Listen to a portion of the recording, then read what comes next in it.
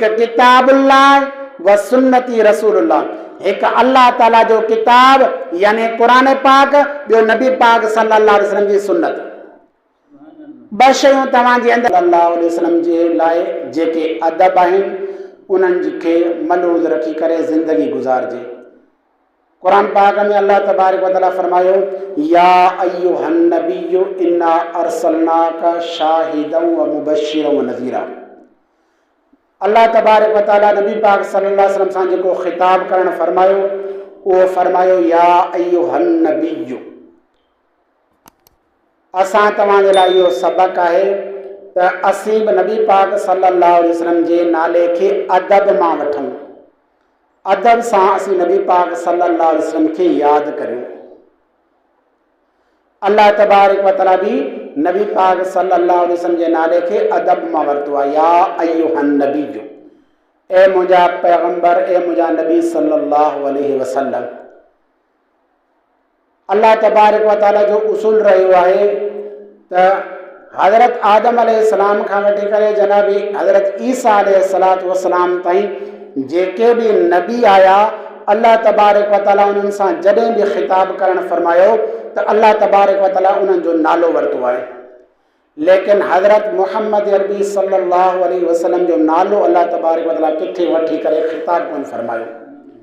4 जगह ते नबी पाक सल्लल्लाहु अलैहि वसल्लम जो नालो कुरान पाक में अल्लाह तबारक व तआला मुहम्मद लिखियो आहे, लेकिन वरितो न आहे, सॼो न आहे उन नाले सां। उन नाले सां अल्लाह तबारक व तआला नबी पाक सल्लल्लाहु अलैहि वसल्लम खे सॼो न आहे। इन जे लाइ असां तव्हांखे बि घुरिजे त असीं नबी पाक सल्लल्लाहु अलैहि वसल्लम खे या मुहम्मद करे करे नस्ल कयूं। इहो बेअदबी आहे।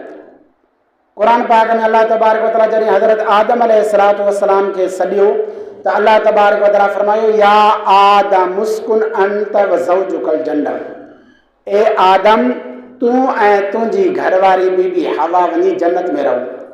नालो वरितो ऐं आदम,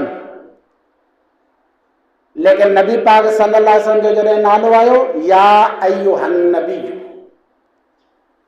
वरी अल्लाह तबारक व तआला हज़रत दाऊद अलैहिस्सलाम जो नालो वरितो, या दाऊद इन्ना जअलनाका खलीफतन फिल अर्द, ए दाऊद असां तोखे ज़मीन जे अंदरि ख़लीफ़ो बणाए करे मोकिलियो, यानी असां तोखे बादशाह त ॾिनी ज़मीन जे अंदरि।